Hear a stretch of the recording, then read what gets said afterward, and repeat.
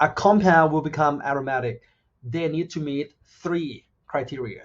Let's take a look at each one, but one by one. Okay. All right. 1, they need to be planar. Okay. 2, they need to be cyclic in a ring, right, and has a conjugated pi system. And number 3, the pi electron must follow 4n plus 2.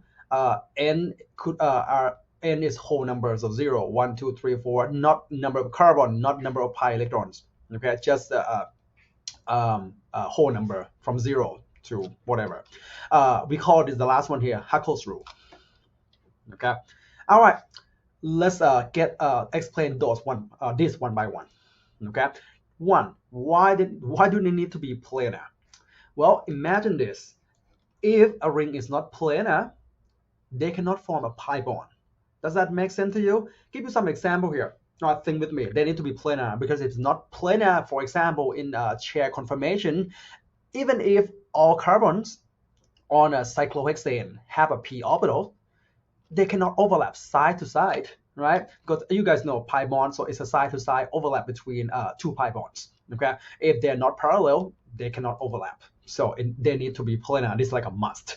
Okay. Now cyclooctatetraene, 4 double bonds.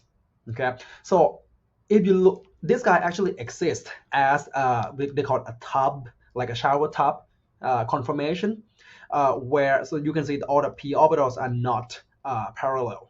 Okay, so these two may parallel, they have double bond. These two are parallel, these two are parallel, they have double bond, but there's no conjugation between these two, here and here. Okay, so basically cyclooctatetraene is not planar, it's not aromatic. 10-aniline, we have seen this guy in the previous video. This guy is not planar, not aromatic, because it's not planar, and the reason is this is really hard to make, even if you use ChemDraw to draw it out. The carbon right here has a hydrogen, carbon right here has a hydrogen. If this guy were to be planar, these 2 hydrogens have nowhere to go. They're gonna crash, right? In reality, 10-aniline exists contains 2 trans alkene. One trans right here, this is pointing up, the hydrogen. This trans alkene, the hydrogen pointing down, to avoid the steric crash between these 2 hydrogens.